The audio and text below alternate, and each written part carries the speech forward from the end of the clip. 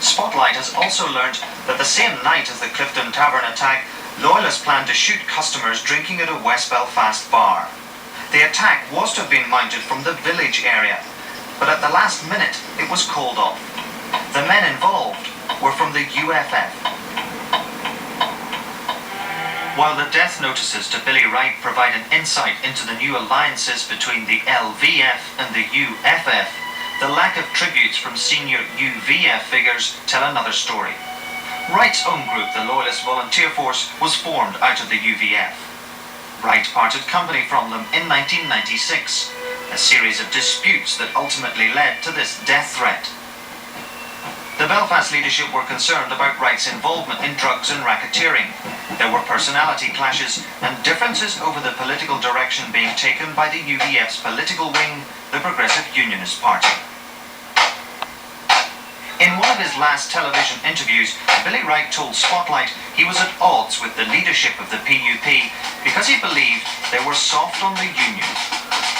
I don't feel that the Progressive Unionist Party have been aggressive enough or assertive enough in their protection of the Protestant people. That actually there have been moments when the Unionist population have been attacked by the world at large. And unfortunately, senior members of the PUP joined in that criticism at a time when the rest of the world was attacking unionism, and I couldn't agree to that. To Loyalists, particularly those in mid-Ulster, Wright articulated a brand of uncompromising loyalism they shared. He was against any Dublin involvement in the affairs of Northern Ireland.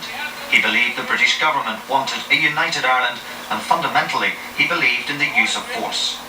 Nicknamed King Rat, he masterminded a terror campaign in mid-Ulster from the late 1980s.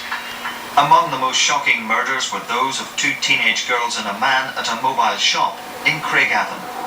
Wright's victims included factory workers, shopkeepers, pensioners and students, all killed because they were Catholic.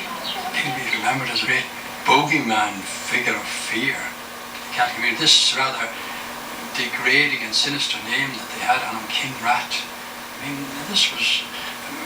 I know myself, in the past 3, 4, 5 years, you'd have rumours King Rat was seen in the Moy, King Rat was seen in Armagh, King Rat was seen in Dungannon. I mean, this was a terrible fear descended on people when a rumour went round that King Rat had been seen in the district. He achieved that sort of super bogeyman status. It was at Drumcree in 1996 when Wright's relations with the Belfast leadership finally ended. After the killing of Catholic taxi driver Michael McGoldrick, the UVF leadership disbanded Wright's unit and sentenced him to death. Now is not a time in the most dangerous part of our history. At a public rally, the then mid-Ulster MP, the Reverend William McRae, spoke out against the threat. Do you regret sharing that platform? I do not regret defending a person having a right to express a political opinion.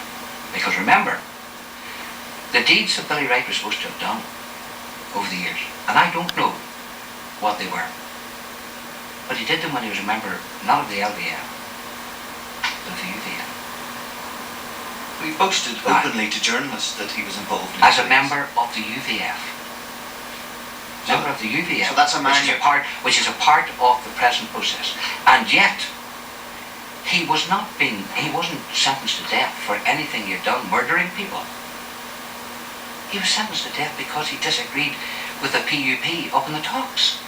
But you were happy to share a platform? No, I was happy. Listen, the Secretary of State is sharing the world stage today with people who have murdered countless hundreds of people. So don't come off with that kind of trying to me or trying to paint someone else in wrong. Billy Wright, if he committed murders, then the authorities had a right to charge him of those. On the day of Wright's funeral, the former MP also spoke at the family home. What will Billy Wright's legacy be to loyalism? No, I don't think, it's not my place to say what a person's legacy is.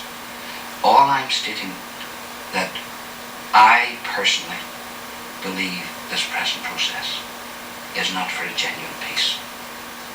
I'm only answerable for William McRae. I want and earn earnest, honest, genuine peace. A peace that will allow everyone, irrespective of their political opinion or their religious persuasion, to go about Northern Ireland without threat from anyone. But clearly there are some loyalists who are not listening to that.